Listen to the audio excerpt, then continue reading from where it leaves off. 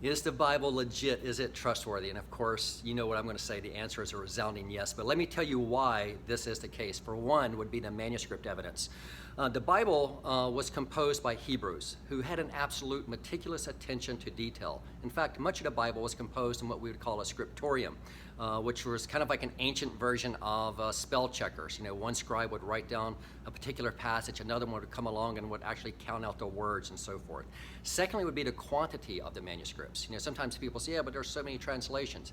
Yeah, but see, that's actually an argument for the Bible because they're all communicating the same message. So the manuscript evidence. Secondly, would be archaeology. There really was a Nebuchadnezzar. There really was a Pontius Pilate. There really was a city of Jericho and a town of Bethlehem. And the more that archaeology uncovers, the more it affirms the historicity of the Bible. One of my favorite examples would be the Hittites. So for years, critics said, hey, there's no evidence for this race of people known as the Hittites. But in 1905, it was discovered that indeed, yes, there was an entire civilization of people known as the Hittites. So archaeology affirms the historicity of the Bible. Also the authors, the people who actually wrote the Bible. Let's just take the New Testament, for example. The New Testament was composed by apostles and or someone writing on their behalf. This means they were contemporaries of Jesus. They were eyewitnesses of Jesus following his resurrection.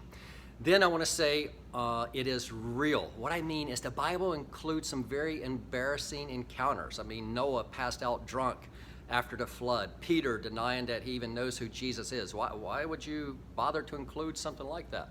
Well, because that's how it went down. That's what really happened. It's about real people in their walk with God.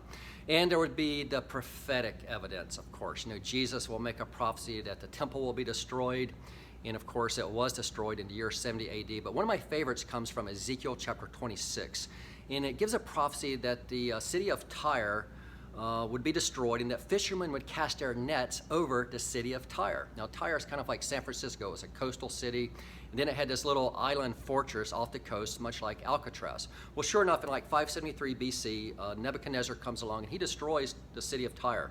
But fishermen aren't casting their nets over it. That's not until much later, in 332 BC, when Alexander the Great comes through.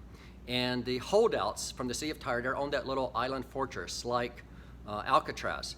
He uses the rubble from hundreds of years earlier to build a causeway out to Alcatraz, all right, the island fortress. And so guess what? Today, fishermen are casting their nets over the city of Tyre.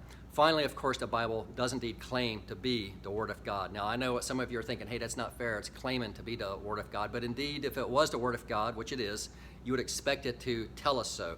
And it does throughout Genesis through Revelation. Hey, most importantly, the Bible tells us that it is inspired, and it tells us that it is a lamp unto our feet. I want to encourage you, if you've never done so, to begin to read the Bible. I would encourage you to start with John's Gospel. It's the fourth book in the New Testament. I think you'll be blessed by it. And keep in mind as you're reading it, it's an eyewitness account from John himself. I mean, he was there with Jesus as these events unfolded. Well, I hope you'll keep those questions coming, and I hope you will have a great day. God bless. We'll see you next time.